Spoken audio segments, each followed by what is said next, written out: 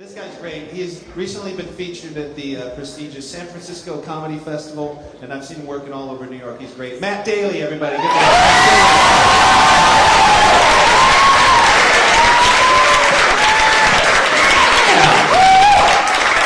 Nice. Y'all drinking and having fun? Nice. I freaking love drinking. Beer used to be my favorite. Now I'm into Jello shots. I know that sounds totally sissy, but hear me out. They freaking make so much sense. Because you can spill a beer, but you can only drop a Jello shot. Right? When you're drunk, you're gonna go like, oh, my Budweiser's wasted. The alternative is, oh, my Jello shot. Oh, it's still good. Well, 5 seconds, 5 seconds. Freaking genius. They're portable and discreet. They're like the iPod of alcoholism. And think about it, like a cop is gonna stop you for drinking a beer on the street, but not for eating Jello. And even if he does, you've got the out, because he's gonna be like, hey, have you been drinking? And you go, drinking? Oh no, officer, I haven't been drinking. And make sure to laugh like a supervillain, because that won't tip him off to any wrongdoing. They're a lot of fun too. I mean, you can make them in different flavors and different shapes like dinosaurs. Oh my God, Jello shots make babysitting a breeze. Because my little nephews won't drink gin, but they will eat a cherry velociraptor. Yeah. I just love portable. Like I love my cell phone, but isn't it weird how losing a call on a cell phone is like no big deal? Like this is me losing a call. I'm like, yo, what's up, dude? What's going on? Steve? Whatever. We'll call back later. Remember before cell phones when it was just landlines? You never lost a call. And if you did, shit was going down. Right? If you were talking on a landline and the phone went dead, you were like, hey, Steve, what's up, dude? Steve? Steve? Oh, no! Because you knew at Steve's house, a black leather glove was pushing down the receiver. Right? And the guy in the ski mask was like, no, Steve. Naughty, naughty. And Steve was like, oh, the killer! Oh, crossbow, right? So, oh my God, the next time you lose a cell phone call, freaking show someone you love them. Call them right back and be like, oh my God, are you okay? Did someone shoot you with a crossbow? Your friend's gonna be like, no, I just lost reception. I was so worried about you. Nah, I get really bad reception here in your closet. I can hardly hear you through my ski mask. Oh, by the way, I'm behind you.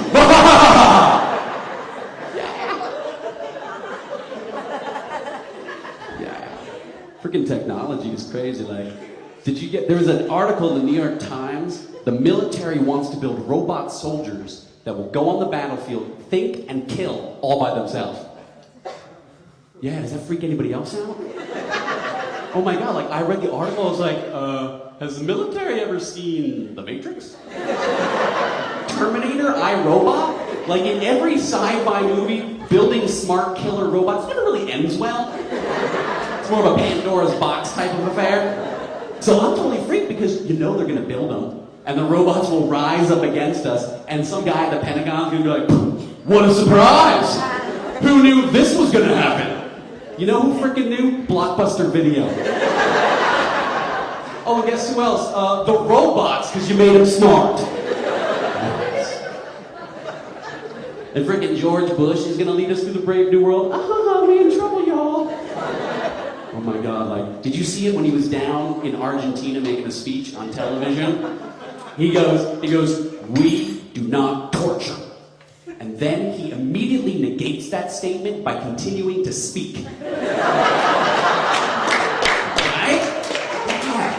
Freaking, I mean, like, let's be honest. Love the man or hate the man, listening to him talk is uncomfortable. Right? Because he can't string two words together. I mean, it sounds like he's got a little noodle damage, you know? Like, like, I am no medical doctor, but I think he's choked on pretzels before. And the worst thing is, I actually feel bad for him. Like, because you see him trying to think and you see him trying to talk, and it's a real struggle. Like, the feeling I get watching George Bush talk is the same feeling I get watching that nature special when the little baby turtles are trying to make it to the ocean before the snakes get them. I'm like, come on, little fella, you can do it! Come on, just a little bit farther, you can do it! Oh! Like, seriously, if I was watching a press conference with George Bush and suddenly a giant snake ate him, I'd be shocked, but only for like a second. I'd be like, oh, it does make sense. He was one of the weak ones. And they say there's no Darwinism. Yes. That's like that, the world crazy as it is right now, that's why I don't want to have kids, man. I think the world's too crazy. And freaking kids are annoying. Oh my God. Like, nothing puts a nail in my reproductive coffin faster than a holiday with my nephews. This Christmas, all 5 of those preschool monsters got toy lightsabers. Marked man. They beat me so hard, you would have thought I was filled with candy.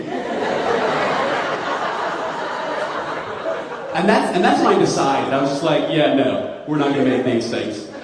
We're gonna take some preventative measures.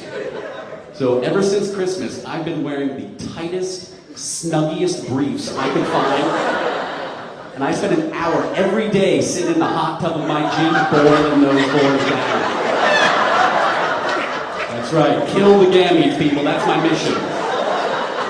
Hey man, I'm freaking poor, I can't afford a vasectomy, I need to kind of like do it yourself. Yeah. Most guys want kids, I don't get that. Most guys are like, oh, I gotta wear boxers. I'm like, oh, I gotta stand next to the microwave frying and stuff.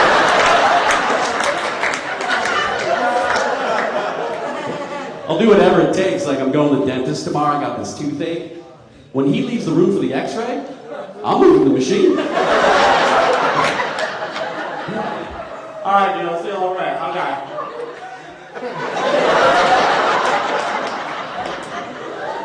I think it's gonna work. I just don't want that x-ray getting developed. Yeah. I don't want my dentist going, well, here's what's causing all the problems. Look what's in your mouth.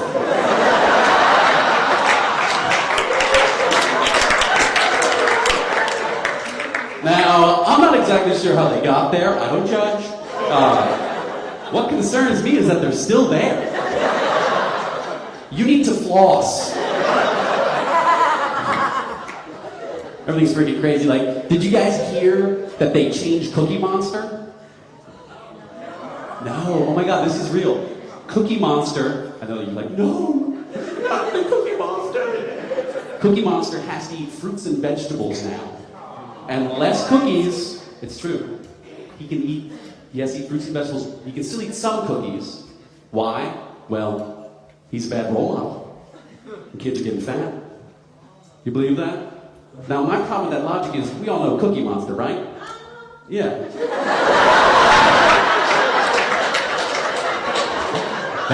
She's like, I sure do. Cousins.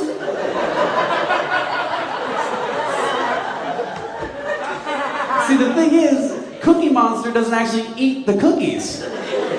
Like, he doesn't have an esophagus. The cookies are just ground up in his mouth during the bacchanalia of cookie enjoyment, and they spill on the floor. If anything, he's like a bad role model for anorexics. They'd be going, I try to eat, but I'm still skin and bones. You gotta swallow it, bitch. That's the problem. The worst thing is they changed him, and it's not going to fix anything. Think about it. If you want to motivate kids to eat right and lose weight, you don't need a monster that eats fruits and vegetables. You need a monster that eats fat kids.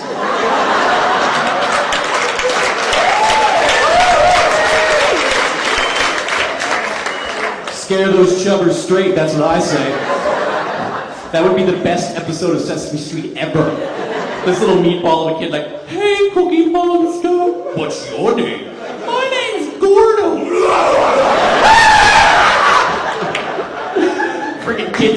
terrified, they're running from their TV sets, but at least they're running. At least they're running. Thank you very much.